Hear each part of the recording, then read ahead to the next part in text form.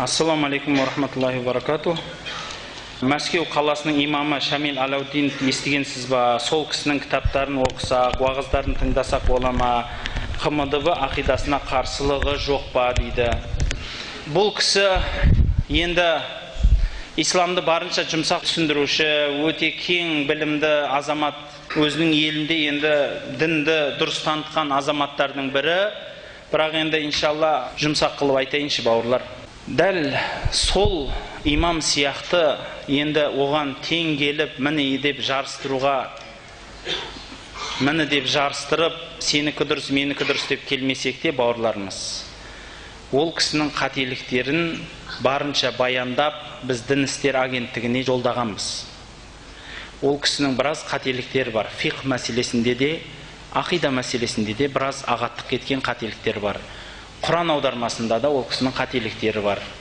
Ол Эльмир Кулиевті айтпай-ақ қойыңыз. Ол кісінің біраз қатесі бар. Мынау Шамил Алаудиновтың өзінің қазіргі дін түсіндірмесінде біраз әңгімелері бар. Солардың біреуі, мысалы, жұрттардың бәріне қазір ораза келе жатыр, жұрттардың бәрі танылатыны суға түсіп шомылу мәселесі.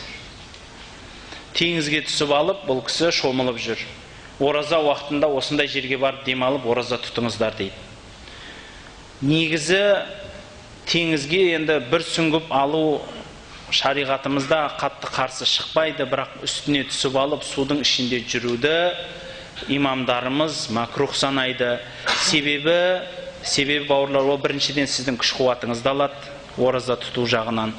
Екіншіден, адамның, ол кісі енді өзінше жауап берген сейді, адамның терілерінің ішінен су кіріп кетпейді. Оған су кіріп кететін болса, оған адам ішіп қоймайды, омен басқа аузынан құйылмаған су денесінен кіріп кеткеннен кейін ол ешқандай да оразасын бұзбайды деп қанша мысал айтқанымен, ғалымдарымыз оны енді ол кісінің ақли жауаптарын бір бөлекке қоямыз. Пайғамбарымыз саллаллаху алейхи вассаламның өзі оразада тек қана бетін, басын ғана жуған, қайта үстіне су себу, ол жаңағыдай тауып алған суға жатып алу деген нәрсені пайғамбарымыз көрсеткен емес. Ғұламаларымыз ораза кезінде де душқа, басқаға түскен кезінде абайлау дейді.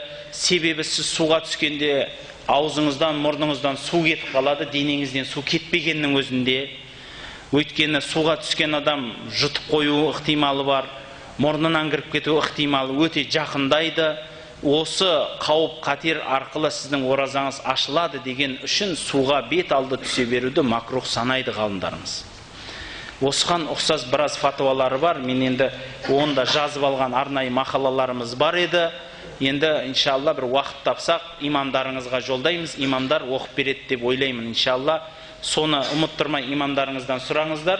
Иншалла мен сіздерге ол мақаланы жөнетемін.